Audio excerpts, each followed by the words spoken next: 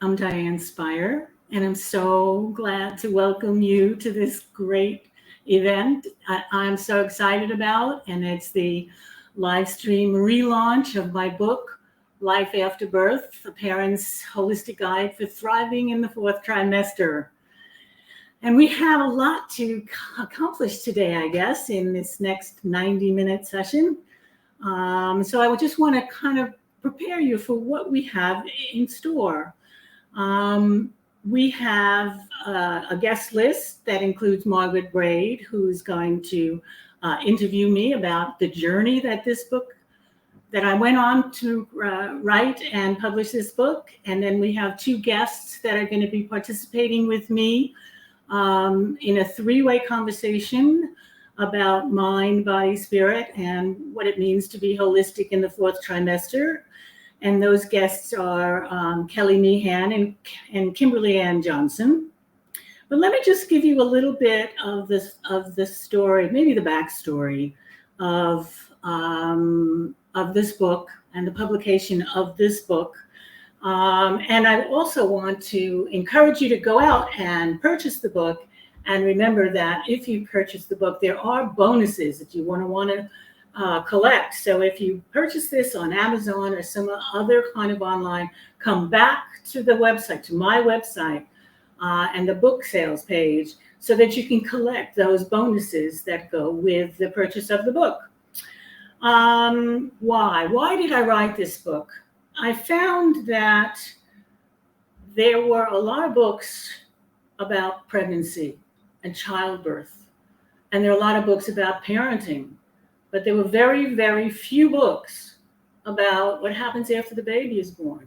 You know, what about that time they call the postpartum period and what we're now calling the fourth trimester? And so I thought that, you know, it was missing. There was a missing link there, I'd say, between pregnancy and childbirth and parenting. And then it was when my daughter gave birth to my first grandson, and she said, well, where are all the books on the postpartum period? And I said, well, they don't have many. There were maybe a handful of books in those days. But, you know, they weren't. Now I think there are more, but what this book does has a very interesting energy medicine piece to it that really is original and it's never been done before. So in my training as I become an energy medicine practitioner, I included a lot of energy medicine techniques and protocols in every section of the book so that people have access to tools that they can use to help them move through the fourth trimester. And I'm going to finish this course doing a demonstration about what's called the daily energy routine. And it is something that I have introduced in the very first section of the book called the fourth trimester, which is all about the recovery of giving birth. And we're going to demonstrate it for you to see what it looks like, because what a lot of women experience after they have a baby is enormous fatigue. And when energy levels are low, it's really nice to know that I can do this thing that takes about 10 minutes.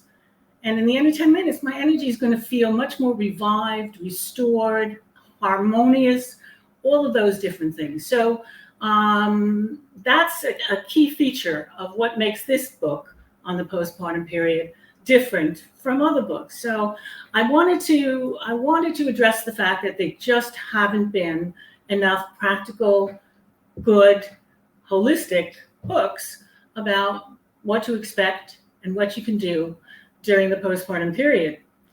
And so the vision I had was to provide the kind of information that mothers and partners are looking for after they have a baby, because we all know it's a stressful time. And just the nature of the kinds of changes that are taking place, they're very dramatic. And that's a stressful thing in itself. Then it's the whole newness of tending to a child 24/7. and the lack of relief.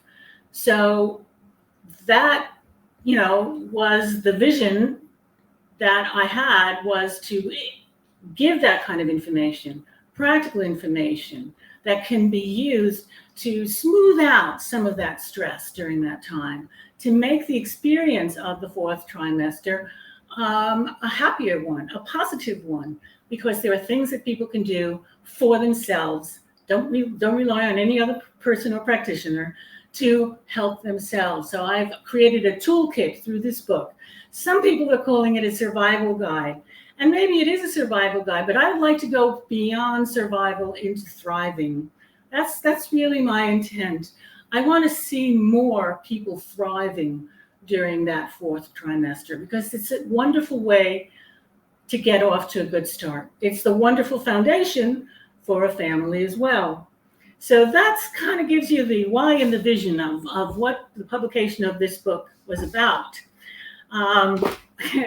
And then I want to tell you a story about when it originally was published.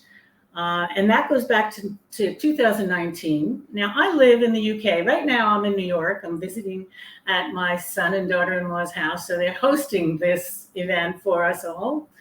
But I live in the UK. And when we were finishing the editing process back in 2018, it was 2018, I wrote a letter to Meghan Markle, the Duchess of Sussex, congratulating her on being pregnant and having a baby. And in that letter that I sent, I said to her that, I'm just about to publish a book on the postpartum period. Would you be interested in reading this book? And I didn't hear anything. And I thought, well, maybe that was a long shot anyway. I didn't necessarily expect to hear, but if I would have heard, that would have been terrific. About March of 2019, I did hear from the Duchess of Sussex, and I had a letter that indicated that if I was still interested in sending her the book, they could please send it to Clarence's house, and we did. And this was the letter that I received from Kensington Palace. And so after I got that letter from what's called Kensington Palace, I sent an email to my publisher where we just had like the final galleys of the book. And I said, it isn't every day that one of your author's books is being read by a member of the royal family. And surprisingly enough, about 5 days later, the book appeared in Amazon. I mean, it was a very fast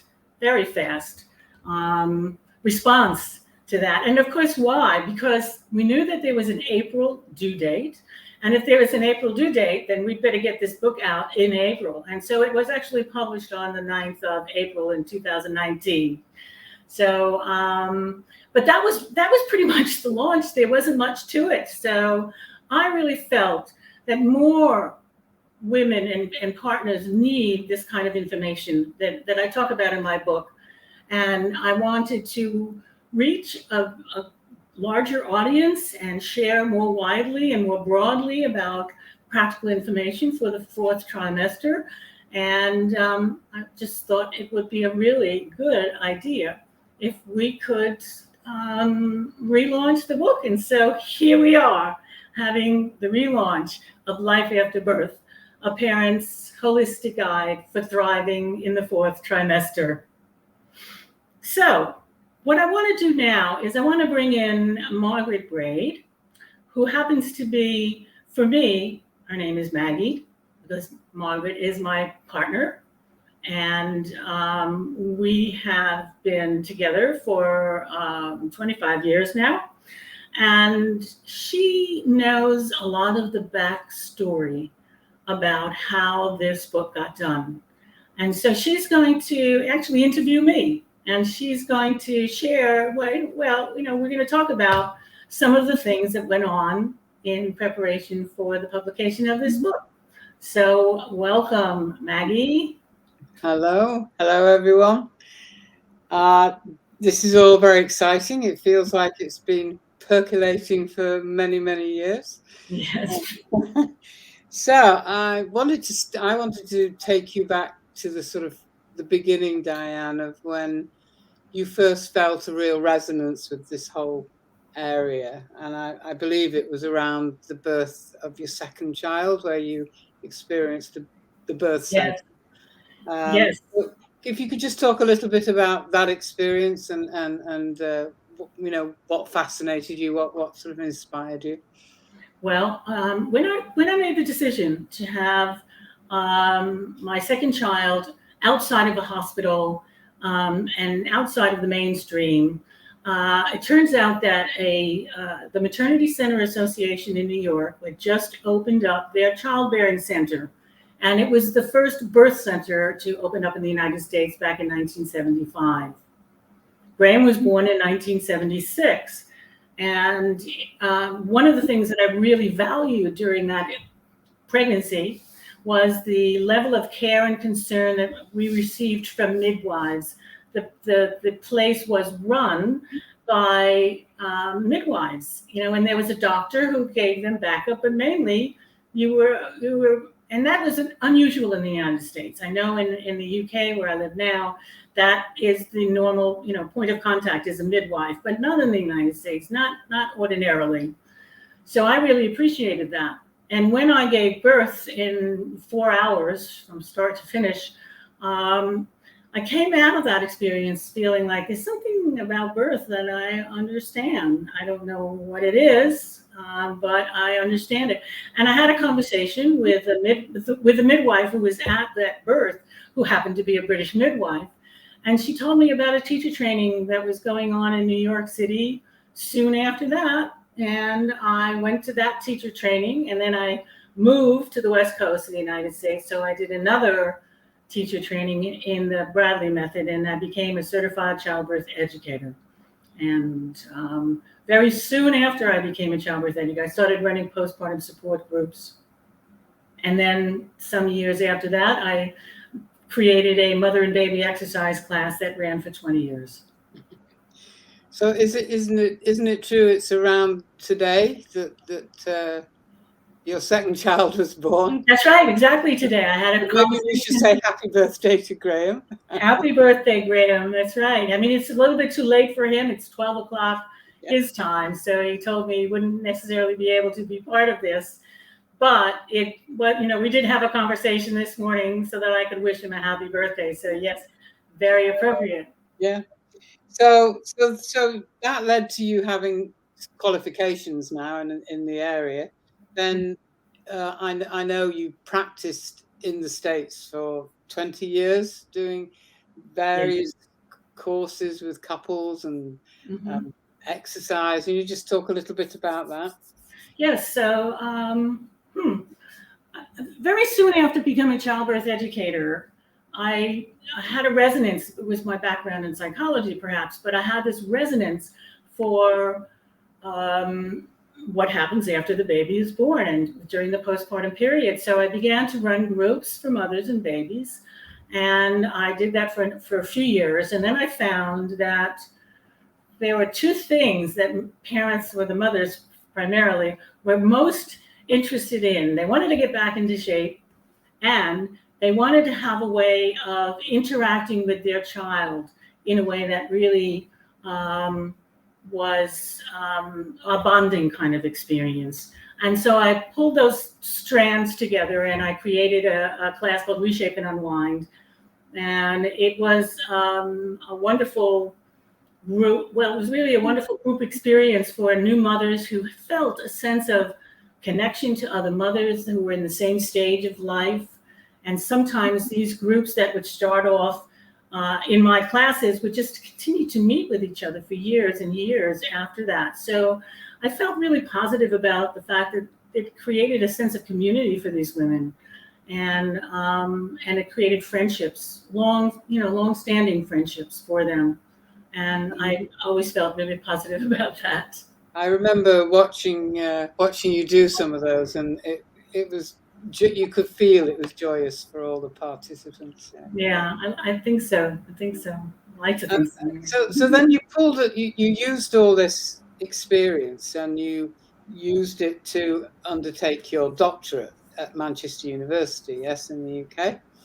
So I'm not going to give you the title because it's. You give us the title. Okay, so my thesis for my PhD in women's studies was called "The Childbirth Educator as Ethnographer," and after the colon was a feminist retrospective ethnography of a professional practice. And Okay. it really examined and looked at retrospectively my practice as a birth professional for those 20 years before I came to the UK. And it really, there wasn't a lot of research in feminist research or feminist theory on childbirth because it was felt to be a little too biologically deterministic. Mm-hmm. And I'm not going to get into that, but it's like that people would be defined by what their body does, by what their biology does. But I felt like there needed to be something added to the literature about the feminist reality of having a baby, and for women having to fight for their rights, for women having to to negotiate what could be done and what might not be done. And in the beginning days, we were at the vanguard of, for instance, fathers being allowed in the delivery room, and then fathers being allowed there for cesarean section, and then there were a variety of things that I felt were part of the natural childbirth movement, which was a movement just like many others that feminists really took part in. And so I just get a little bit more to the literature about that. I don't know if you'd agree, but from where I was sitting, it was you pulling all that together that I think you got the germ of a book, if you like. Yes, but it wasn't the book that I wrote. In funny, I thought that this could be as many theses are transformed into books. Yeah. It could have easily been transformed into a book, but maybe that's down the road some way. It could make a good book. I think it was a good thesis, but it's been 20 years since I wrote that thesis. So. So the next step, a couple more steps on your timeline, if you like. You then worked in the field, didn't you, both at Manchester University and at Sheffield University, again in the UK. Can you just touch a little bit on again, it was in this arena, wasn't it, of the sort of postpartum period? Yes, it was actually. After I got it was my first job, but my first job that I was employed to participate in was a randomized controlled trial on postpartum depression. And I was among a group of other people. We were local research coordinators there. And then about, I don't know, a year, not even a full year into it, another project came up that was about postpartum health. And I thought, well, I would really prefer to work on a project that was about health than about depression. And so I became the research associate on that project. And we developed an instrument to measure postnatal health. And that was, a very enjoyable project to work on because I was doing the research, and I was essentially establishing a survey that people could take to determine how they were managing in that first year. It went the whole first year, not just the first 3 months after birth, but it definitely it moved along. So yeah, it was really good to work on that project. So with all these strands, and you then started to write, didn't you? Really, and the app as well, the digital doula. Yes, app. I mean here was the focus that I was interested in as a sort of just a lay practitioner. Then I worked and was employed on these projects, which kind of added a research component to it. And I pulled it together, in a sort of synthesis to start to focus on this book about the postnatal or postpartum period. And yeah, a lot of strands sort of seem to all point in the direction of this book. And I'm very glad that it did, that it was not just my experience of working with parents, but it was the experience of doing research on the subject matter that was really, it really informed what I have to say. And two observations from watching you go through this journey. One is that you are a voracious reader, and that, I know during the pandemic you read fiction, but other than during the pandemic, you're reading stuff that has fed into this for years, haven't you? So, I mean, I think that shows in the book, that sort of breadth of reading and knowledge. And the other was a personal observation, that you would seem to sit there for days, sometimes weeks, and just be thinking. And when you sat down to write, it was pretty well formed. It was like your drafts, whereas a lot of people's drafts are on paper or on the screen. Your drafts seem to be in your head, and then eventually Yes. it was to get downloaded in relatively good form. Well, that was true of the writing of my thesis. I mean, a lot of my thesis was done, I'd say about 40% of my thesis was done gradually over time, doing the research and working with my supervisor. But then the last 60%, or at least 50% of it, had been stored in my head. And once I was free to just sort of focus on that, it literally was downloaded into the computer, and the rest followed. So I'm very mental, and when we talk about mind, body, spirit in a short while, my mind has great capacity to hold a lot of information and a lot of knowledge, and I'm always so happy to share that with as many people as I can. Well, I hope that journey's given people a bit of an insight, and I'll let you talk later about how the energy medicine component came in, because that's another strand. But it's been wonderful watching the journey and being able to be part of it. Okay, well, thank you, Maggie. Thank you for this opportunity for us to chat about the background to the book. Thank you very much. Okay. So let me talk a little bit about some of the bonuses. For somebody who wants to buy 5 copies of the book, there are a bunch of bonuses, and it starts with a digital copy of the book, so that you don't have to wait for the book to be delivered, but we will be sending you a PDF of the book. Then there's also a free download of the Digital Doula app. And let me just say here that the Digital Doula app, or it's now Digital Doula 2.0, has to do, it corresponds with the book. And so the book has 6 sections, and the app has 6 sections that match the sections of the book. And in addition to that, there are also 2 additional sections that we added into it. So there's 8 sections total. But things that are in the book, like for instance, links that are in the book in black and white, come to life in the actual app, in the Digital Doula app.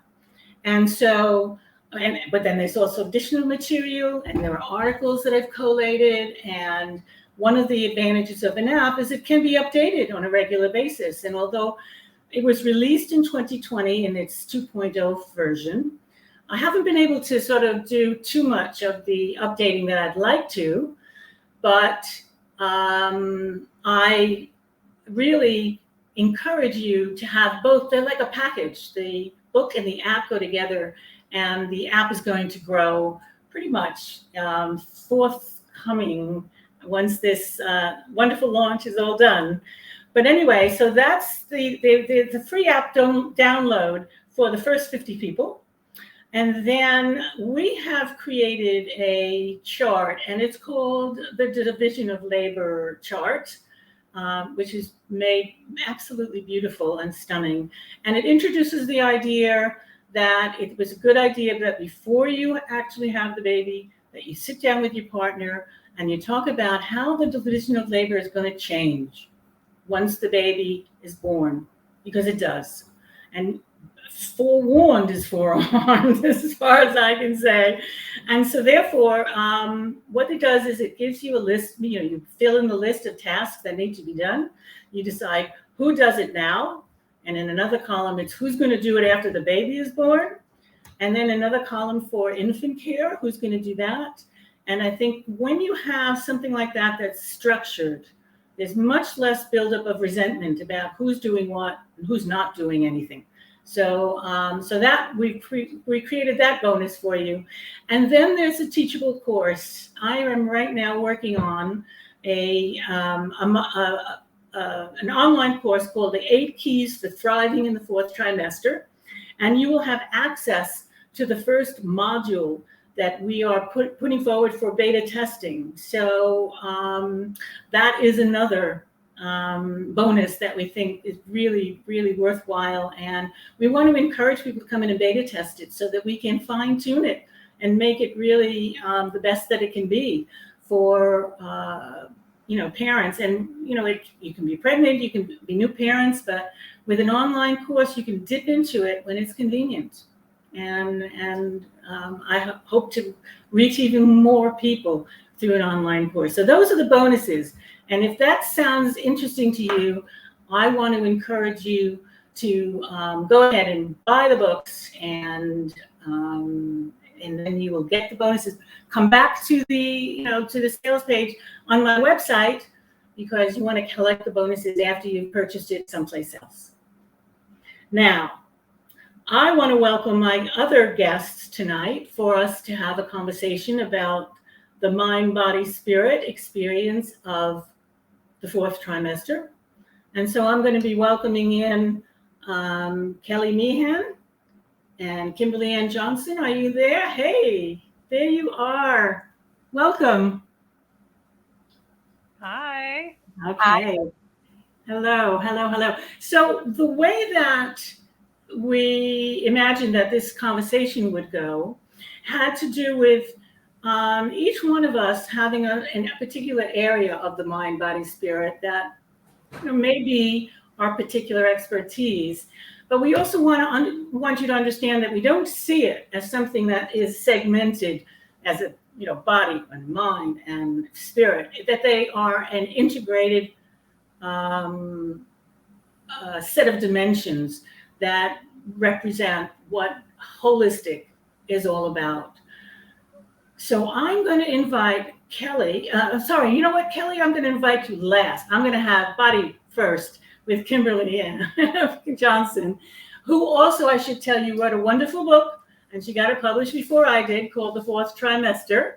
And I think it's being translated into other languages at the moment. Is that true? Yeah, it's actually already translated into 8 languages. Wow, That's wonderful. Yes. Yeah. So it was published in December 2017. So it's been about 5 years that the book is out in the world. And the subtitle is A Postpartum Guide to Healing Your Body, Balancing Your Emotions, and Restoring Your Vitality. So therefore, you are the expert on the body mind.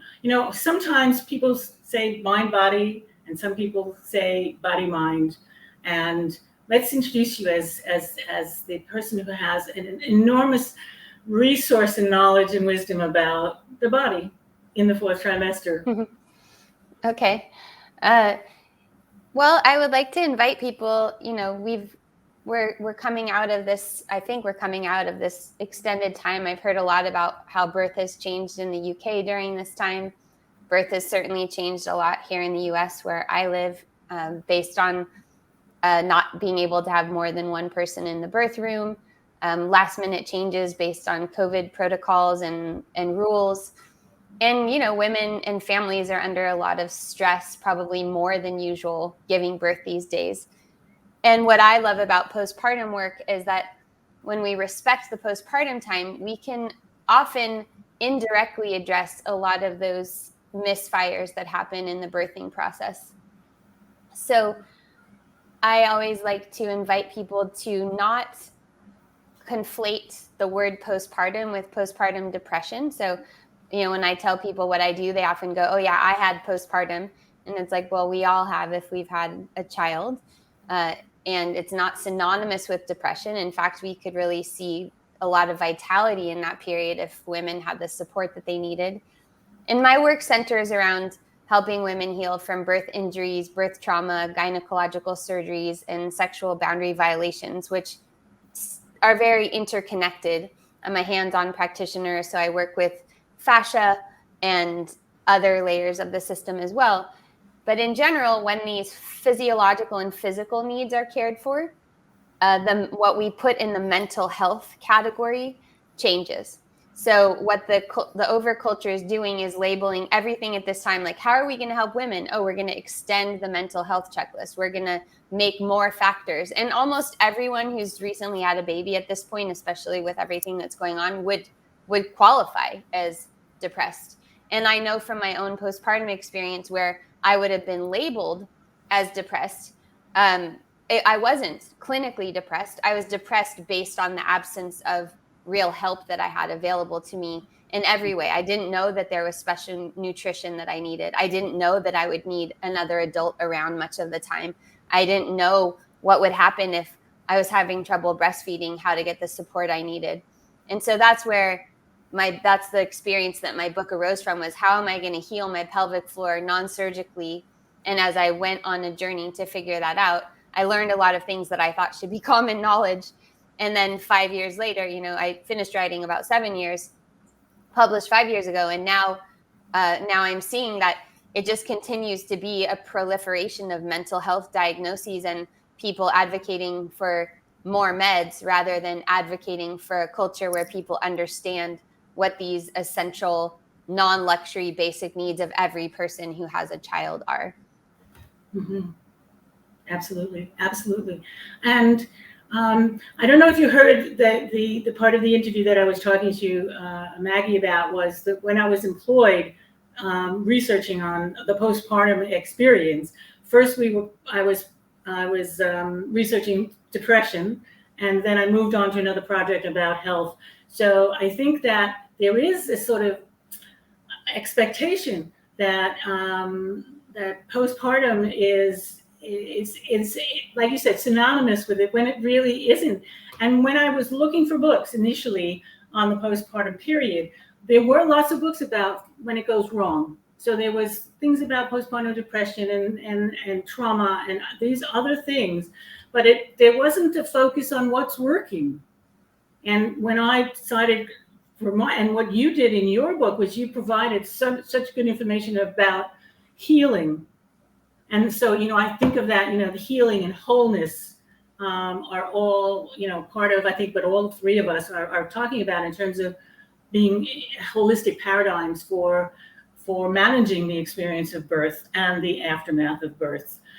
So I am really grateful that you were able to really focus in on the needs of women after birth in terms of that healing process, that and I know that there was a good focus on the perineum area that sometimes doesn't do well in the process of giving birth, but also, just postpartum is not a mental health, issue, and I'm going to talk about that very specifically in a moment. But it is. It is a body. It is a psychophysiological experience. Okay, it's not a medical experience. It's just we are people that have a psychological perspective, and we have a physiological experience of giving birth, and the combination of those two things are a mind-body. But then what also I think is very important is that spirit aspect of it. So I'm going to invite Kelly to speak after I finish about the importance of welcoming new spirits onto the earth plane.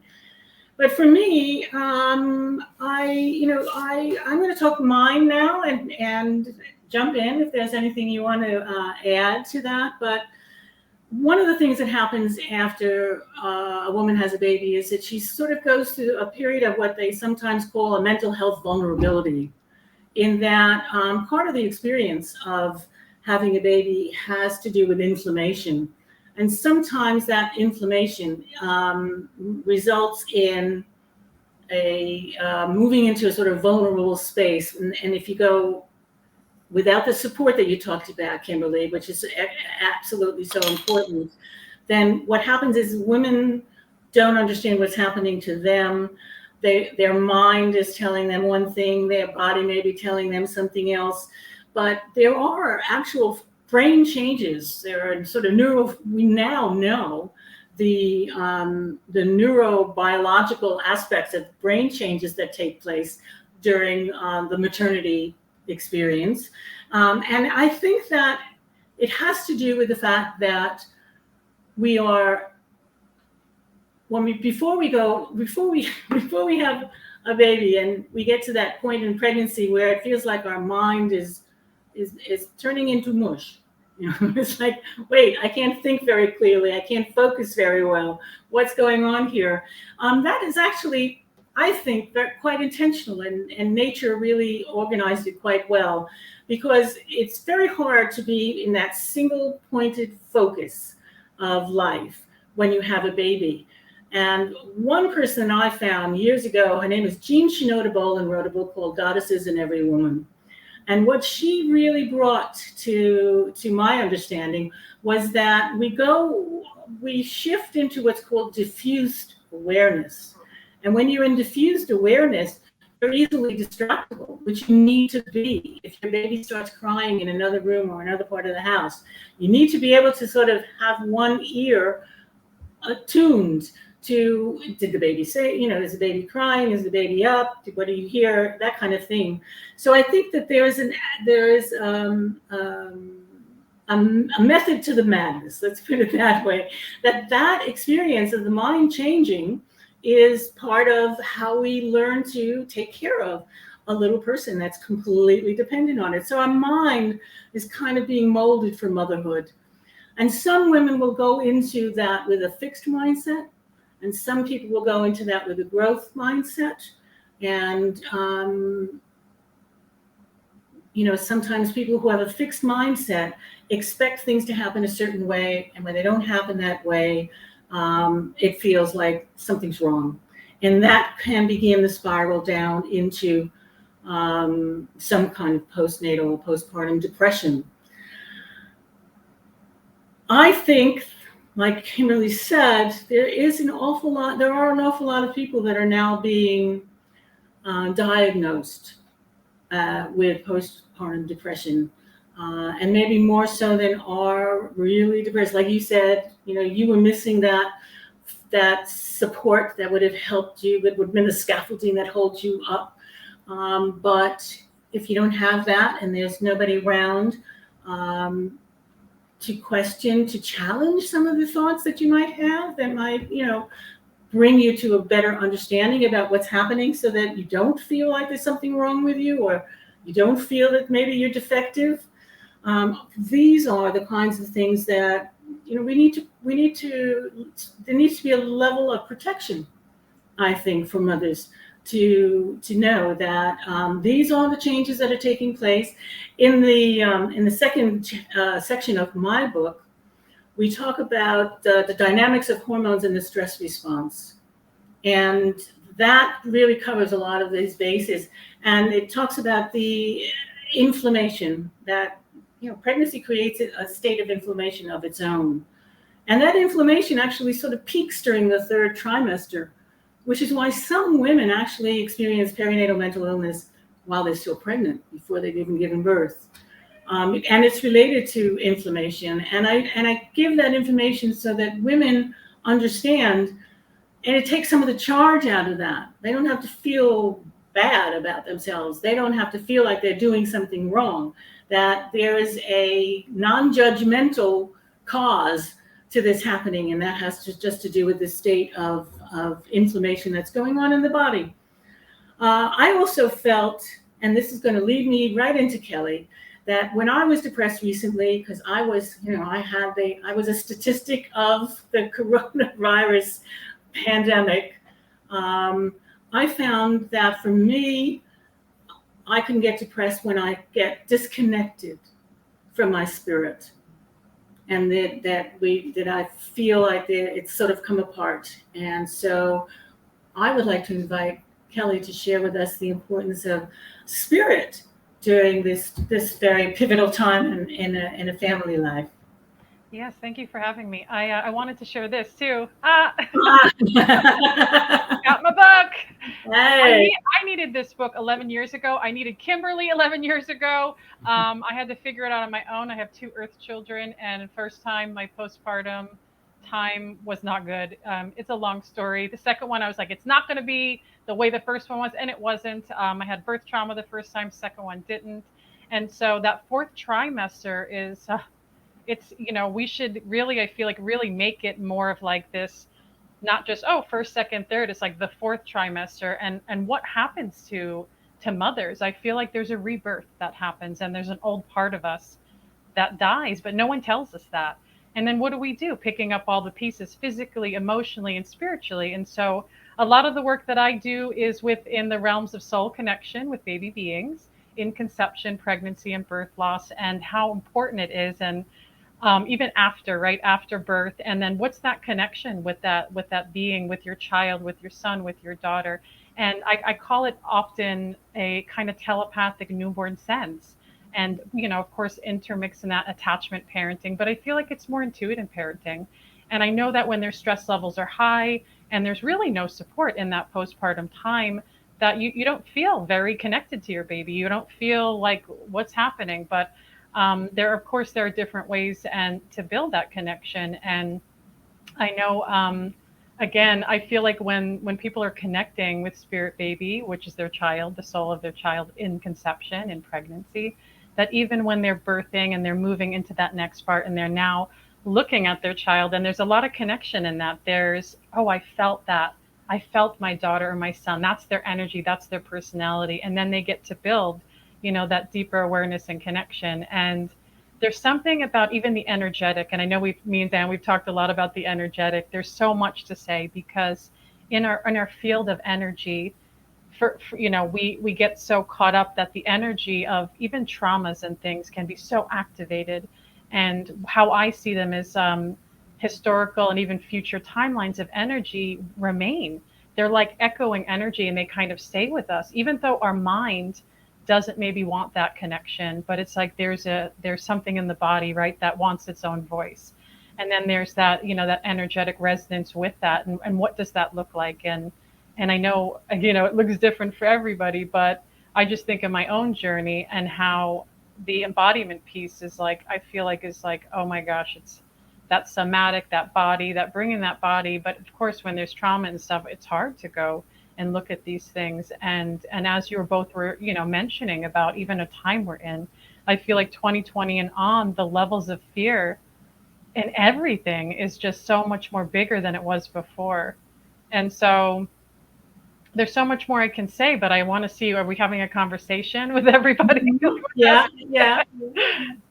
So my question is, how would you engage? Let's say somebody who had, actually, let's put this question out to both of you. Somebody's had a traumatic birth experience, right? And so they're getting off to a really difficult start. And the adjustment, that the usual adjustment, is interrupted by this traumatic experience. And I should tell you that in the research, and I've written a chapter on birth trauma for an anthology, and that back in 2015, it might have changed by now, but maybe 3% of people might actually qualify for a diagnosis of PTSD. But somewhere between 33 and 45% of women felt traumatized by the birth experience. So it didn't meet the clinical criteria, but they felt traumatized. Now that's almost half of the women. So what can we do? I mean, I'm gonna go to you, Kimberly, because you have talked about this in your book as well. Well, there's a lot of territory to cover here because birth is the most essential experience there is. So the extent to which we're disconnected from our body and disconnected from the earth and disconnected from the cycles of nature is going to show up at the altar of birth. So the first third of my book is preparing for the fourth trimester. And as Kelly mentioned, most people don't get interested in postpartum until they've had one that wasn't so great. And then they get determined that that doesn't happen again. Because the birth is just such a huge event and it takes up everyone's time and energy, and there's not much left over for how things might be afterwards. So if we take into account in what in my book I call the 5 universal postpartum needs, those are 5 needs that I found in the cultures around the world that I studied that have intact postpartum traditions. What they had in common was extended rest period, nourishing, mineral-rich, nutrient-dense food, loving touch. So not just like one massage, but like a way that a woman is touched so that it's facilitating the hormonal flush. Mm-hmm. A presence of wise women and spiritual companionship and contact with nature. So setting oneself up for the kind of birth experience one wants to have, I feel like it's a huge maturation process because we tend to want to believe that other people have our best interests at heart and we don't want to be difficult and we don't want to take an oppositional mentality. And so many people choose care providers that they quote unquote like, but not necessarily based on their statistical averages. And in places like the US, the most determinant factor of any birth experience is the place that you give birth. So more so than the doctor that you choose, the hospital's rates or the birth center's rates are the things that are most correlate with an individual's experience. So I really believe in training the nervous system and training the body. You can do that through sex. You can do that through attunement with source and with somebody who understands how energy works and how the nervous system works. But there's only a minimal amount of intellectual knowledge we need to have about birth, and there's a whole lot of nervous system, pelvic, actual embodied wisdom that we could turn to. And then, as I said, if birth hasn't gone, I work with a lot of people who are doulas and birth workers who were sure that they would have a certain kind of a birth, so they feel even more demoralized that their birth didn't go the way they thought it was going to go because they felt like they did have everything they needed for that and something else happened. But when we attend to those 5 universal needs, we wouldn't see PTSD post-birth because essentially trauma care is trauma 911 is exactly what you need for postpartum health. Like if you were to look at, okay, if someone gets in a car accident, how do you take care of them? You would see, keep them warm, feed them warm things, take them out of the light and put them in a contained place, speak lowly, the kind of things that are pretty intuitive. But we just, because of the superwoman and because of the way that at least in US culture, there's hardly any leave time, people are really trying to get back to how they were fast before there's even an acknowledgement of the tremendous change and transition that there's been.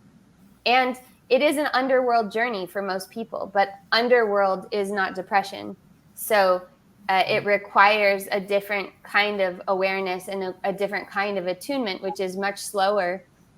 It's has much more of a yin quality, the shadow side of the mountain. So I also encourage women who are pregnant to get used to asking for help ahead of time, even when they're not necessarily desperate for it, to really spend time coming into themselves and coming into connection with their partner. I encourage not just women to read my book or to read Diane's book, but aunts and friends and partners, the people who are going to care for the person giving birth, because it's unfair to ask a woman to coordinate her own care while she's in the middle of the process of needing it.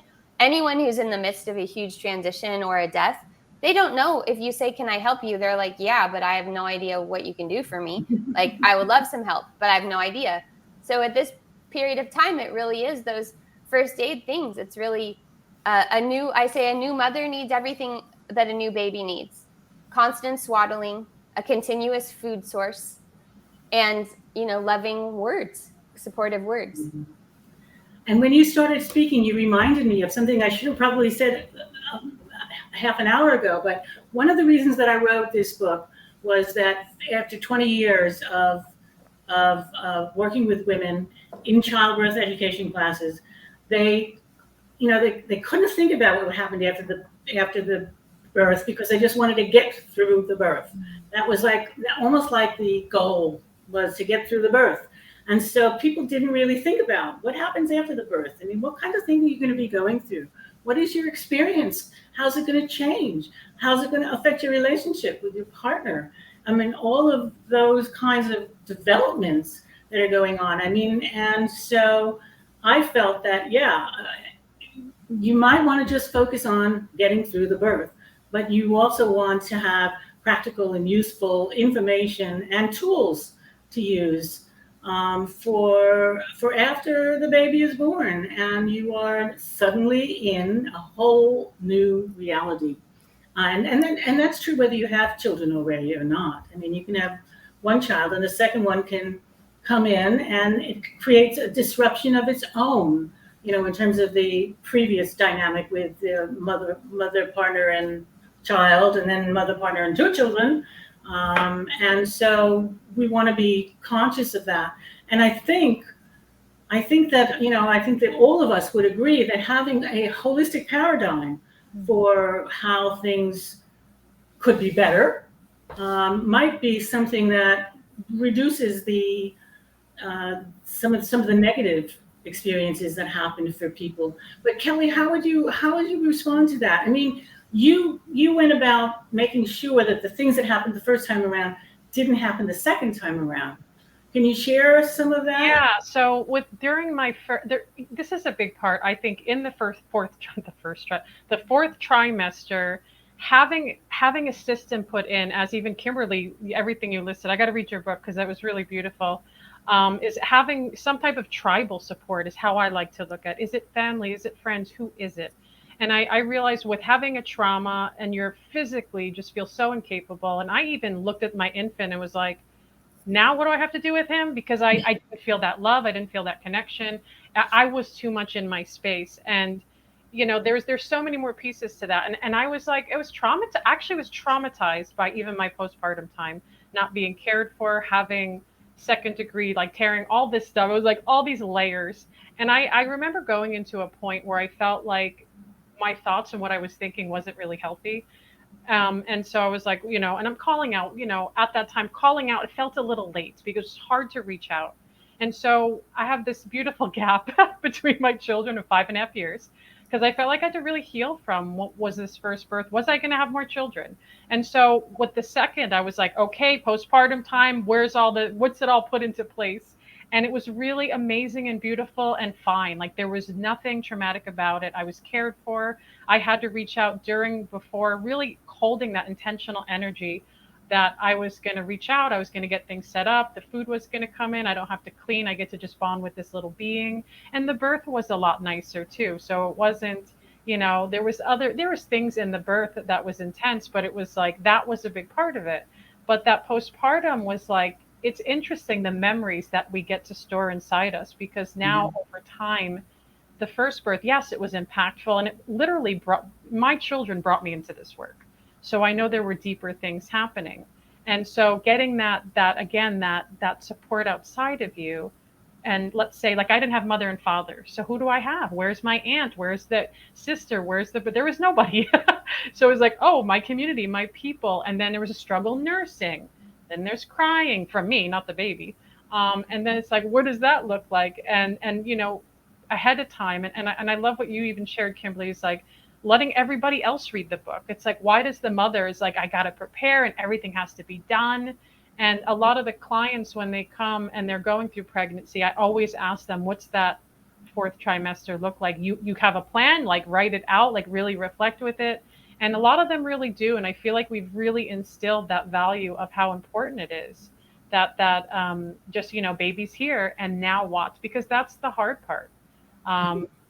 Many people say the birth is the hardest part, but when I've had women come to me years ago, I started birth healing was the work I was doing, and then it kind of shifted. And I do get some women that have a lot of traumas beyond birth, but even just they want answers, and they're doing the work. Maybe they're not even they don't even know they have a nervous system that's so dysregulated, and they don't even know how to go there. And so that's where I feel like I come in. I'm like looking at the energy and seeing like what is this connection and what does it look like, and what do you need what do you need next that maybe your mind is in the way with. Like I ask your soul, like what does it need? What is your energy field showing? And then really what does baby being need? What does your son, your daughter? Most of the time they don't need that much.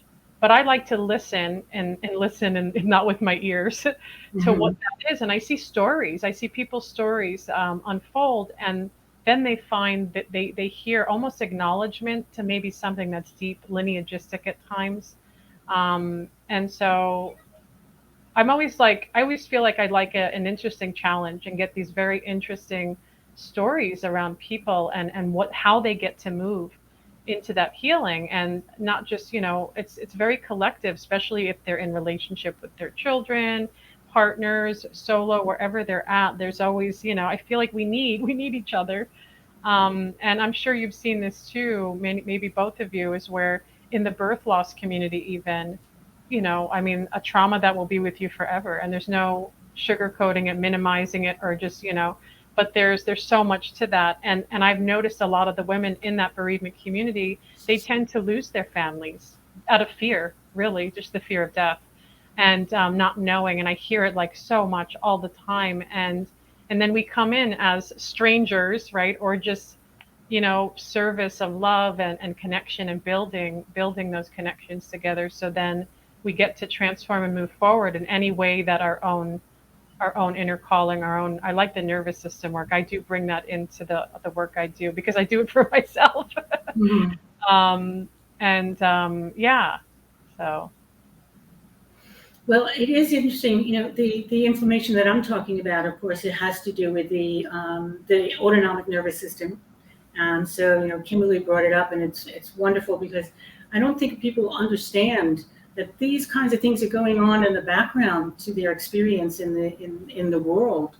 And so the way that the body responds to these different states of inflammation have a corresponding effect on how we think about it and how we feel about it in terms of our embodied experience of that, how we make sense of it.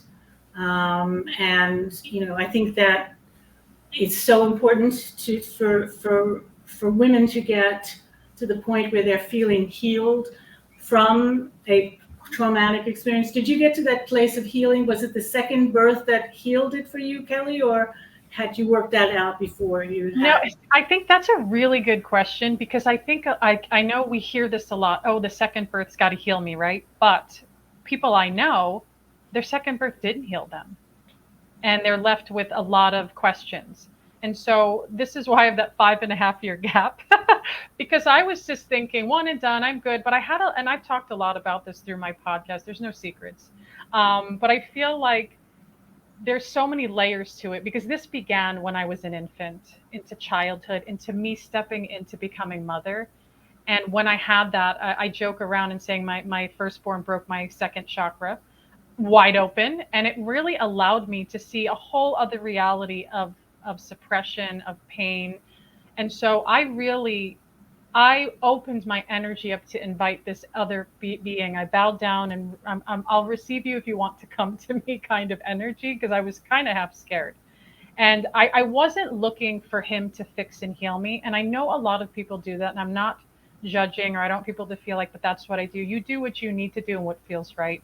But for me, I was terrified in my pregnancy with my second. I was just, what it's going to happen again? My mind was running. It was very intense. But I kept trying to talk myself down, and I did homeopathy and other things, a lot of body massage, a lot of body work. And I came to the point where I knew when I was entering into the birth space, into labor, which was in my home by my couch with midwives, I knew it was already going to be different. And I was able to kind of let go and be a part of it. And so the birth of Forrest, his name is Forrest, it did bring a healing in. But I didn't want to go into it thinking that this little being needed to heal me, right? Right. That, for me, that felt really important because it felt like the dynamic of my mom needing me to take care of her whole life, that mother wound. And then so I was just like, and it was incredible. I got a little bit of video, and it was, I was like, oh my gosh, I did it. And it wasn't trauma. There wasn't like, you need to do it this way, or we're going to do this. Cause I went from my first birth, a home birth transfer, and I was treated very poorly in the medical system. And that's another long story. And so I'm like, I'm not signing up for another birth and another child. But, this spirit kept, he was like, Hello. yeah, he was like, I'm coming, or what, are you ready, Mom? And I was just like, no, I don't hear that. But then I have a lot of psychic friends, and they would say things, and I'm like, no, don't, let's not talk. So for me, the big answer is I really had to do a lot of self-work around my mother connection, which is ongoing. And even though she's passed on, it's still there. And just, I feel like everything holistic you could think of, but I didn't have that book, and that would have been amazing. And so, yeah, coming in for the first was so intense. And then the second, it was like literally night and day. Like it's just almost looking at them, you're like, are these two different people that had two different experiences? That's what it felt like. But, those maybe that are tuning in, watching, I would say, do the work now and then see where you go. Like when that next baby comes, it may or may not be. Like, I almost feel like I don't want to say that because, but we hear people say that, right? You've heard people say that they want that. Yeah, absolutely. And let me also say that in regard to what you said, like you met people that, the second birth didn't. There's actually research that said somebody who's experienced a perinatal loss, the second pregnancy or that next pregnancy is fraught with anxiety and all kinds of other issues regarding perinatal mental health or illness because they are anticipating things going wrong. They're anticipating they have to get past that anniversary. They have to, and it is really a very difficult time. So there really isn't this absolute, oh, well, this is going to heal you kind of experience because maybe it's not, maybe they're just going to be uptight until that baby's born. And so, yeah, I really want the direction that we bring to the birth and the postpartum experience to be healthier, in terms of being positive. I mean, there's so many, I remember for years and years, you tend to hear the horror stories of what goes wrong and what people's experience are. And somebody started an organization called the Positive Birth Group. I think, and she wrote a positive birth book, and her name is Millie Hill. But that was to begin to sort of spread the idea that birth can be a positive experience. Birth can be, an empowering experience, and a very wholly embodied experience. And I think we need more of that. And I'm hoping that my book will, contribute to that in its own way of saying, hey, not only can you do this and this, but here are some energy medicine techniques and protocols that can help you reduce your stress, that can help you increase your milk supply, that can help you experience radiant circuits and bond with your child. So, each section has a piece on energy medicine, because I think the future, I think maybe we all agree that the future is about energy and using energy in the best possible way. And so that's my little thing. I'm starting an energy medicine approach to the postpartum period, but and I hope it grows. I really do. I mean, now that I'm finishing the training and I'll be certified next year, I'll add more content into the app to supplement what's already in the book, and maybe in the next edition we'll have even more content there. Is there anything else you'd like to to say about the mind, body, spirit holistic approach to the fourth trimester? I just want to add that I love, I mean, this energetic medicine, you're right, it is, where is the energetic medicine in that postpartum time, and how valuable that is, and how there's so many people I feel like that are waking up to that holistic method and model of living. And it's just about going, here, look, it's here. Like, okay, oh, it's here, it exists. Yeah, like, let's do this.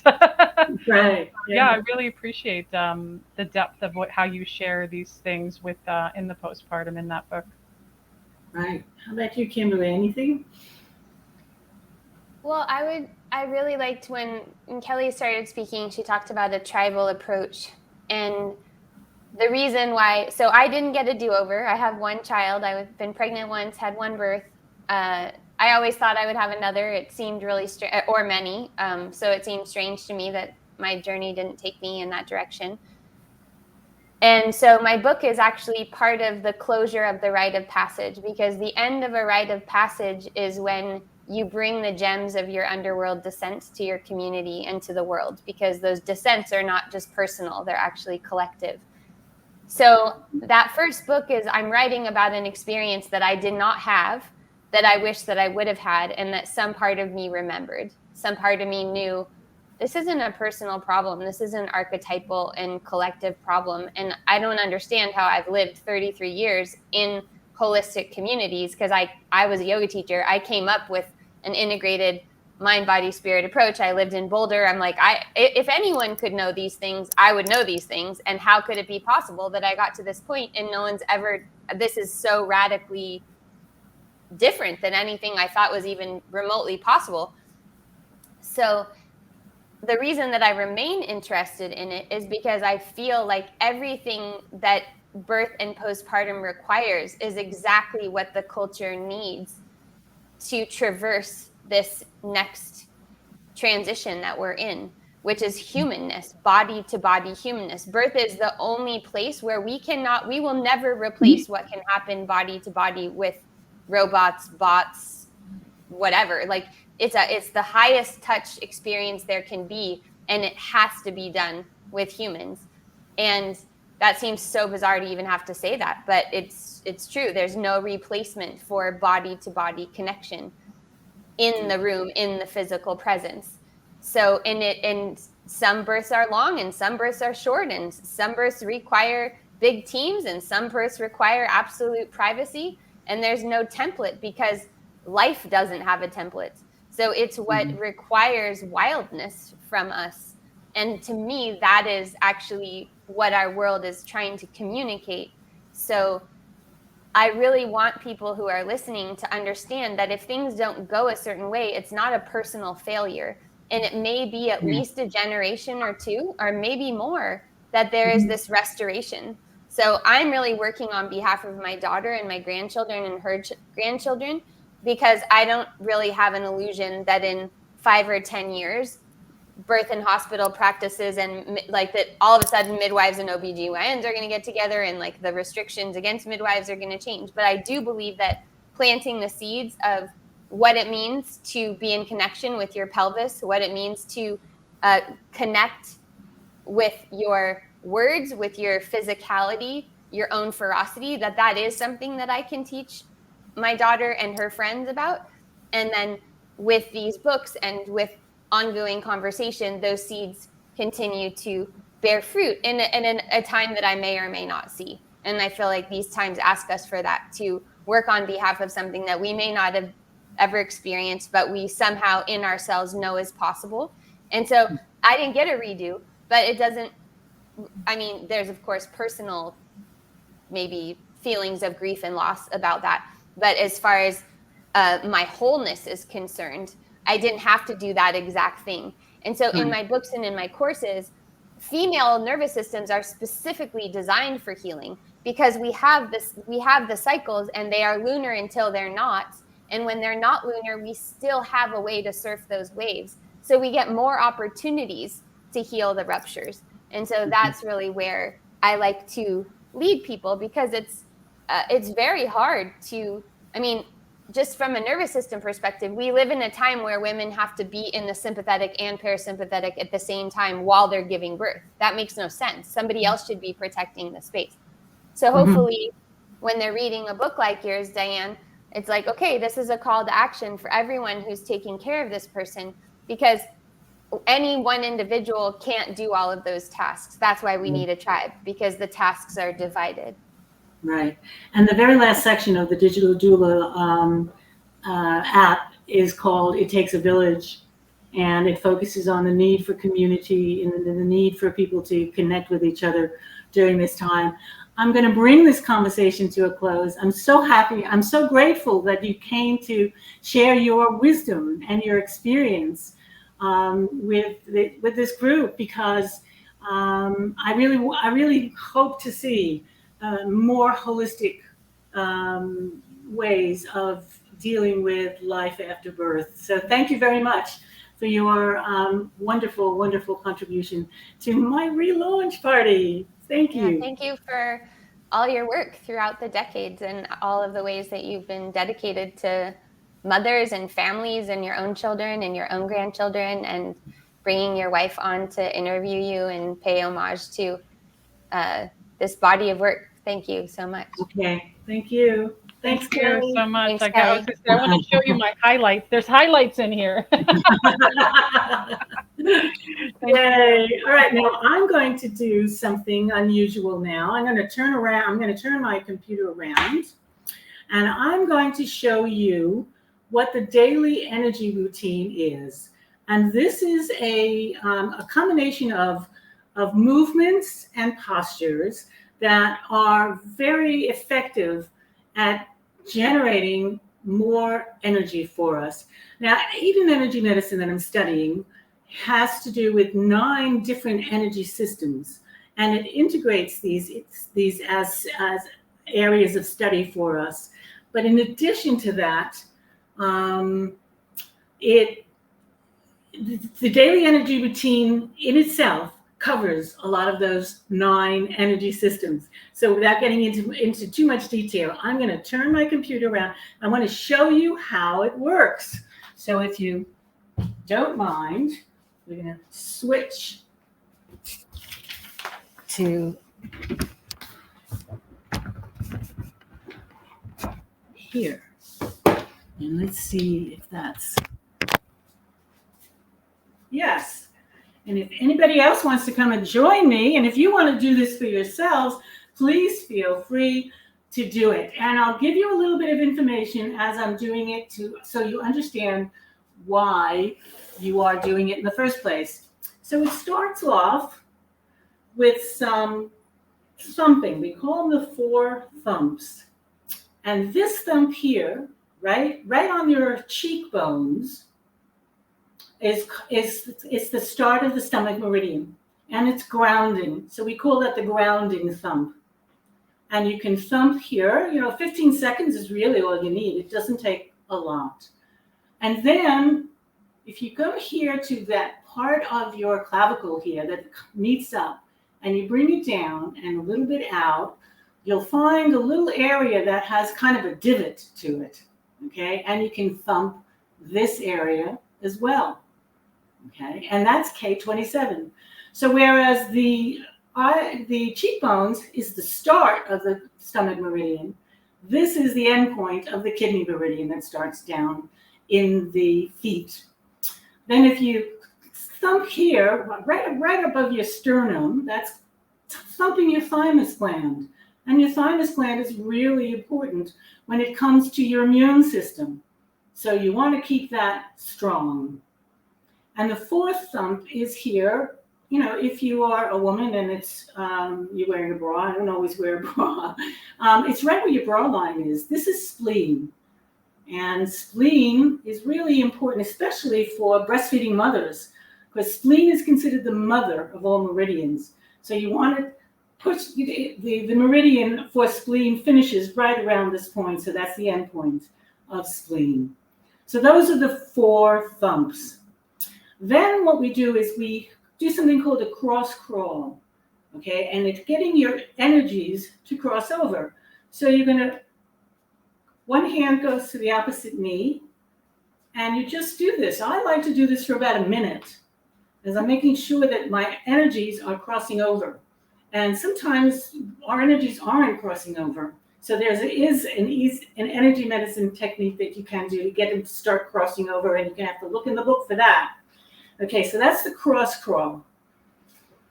Then I'm going to sit down here and show you how Wayne Cook. Let me just bring this down so you can see how it looks when I'm sitting. You can cross your leg over so that your ankle is beyond, or your foot is beyond your knee.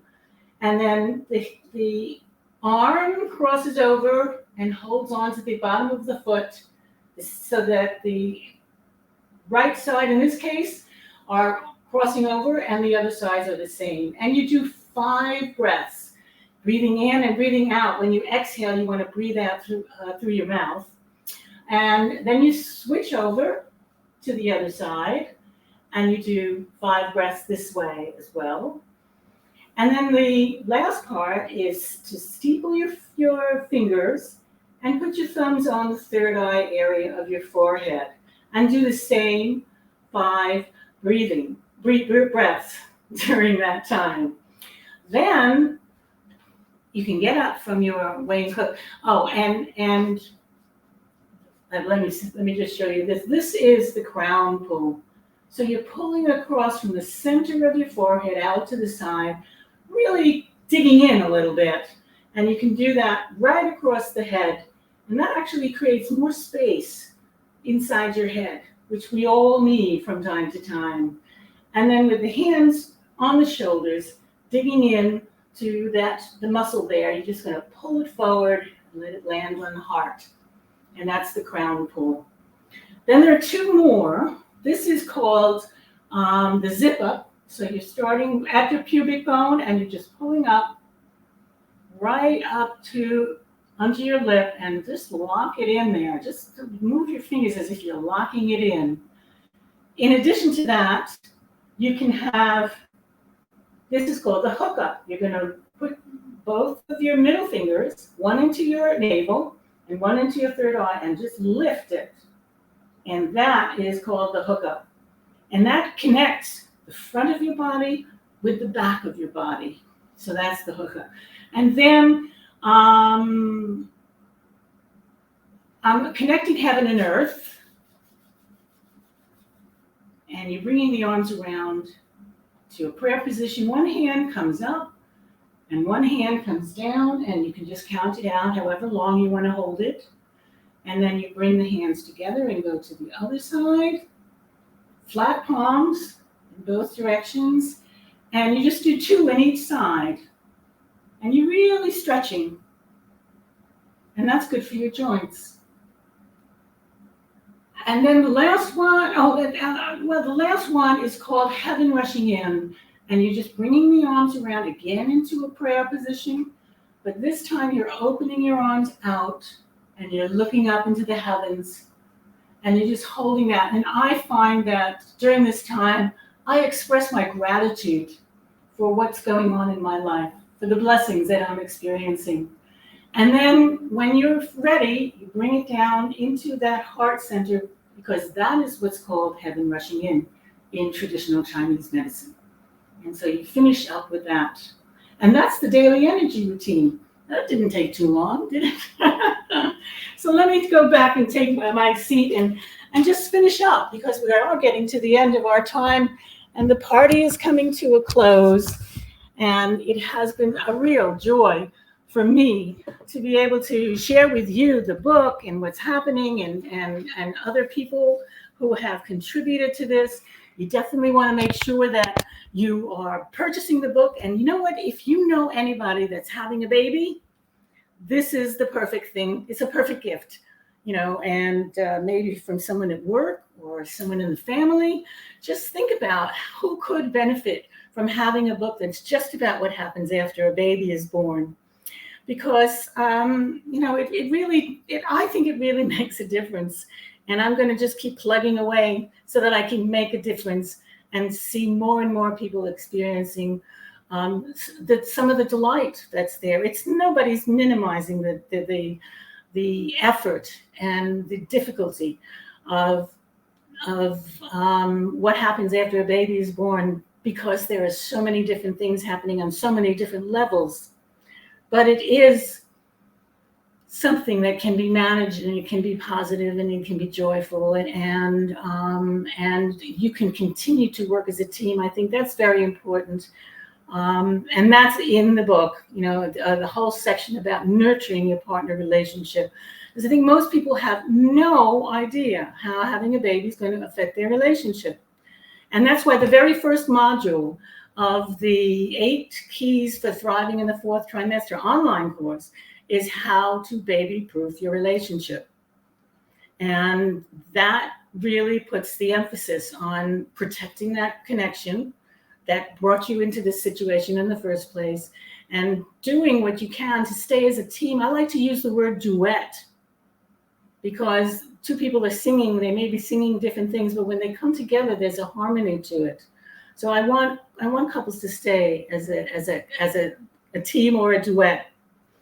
I want to thank my guests. I want to thank Maggie for being here and interviewing me, knowing what the story was behind. I want to thank Kelly for coming, and Kimberly for coming and having this conversation about what does it mean to have a holistic approach to the, not just me speaking, but to the 4th trimester, because that's what the book is. It's a parent's holistic guide.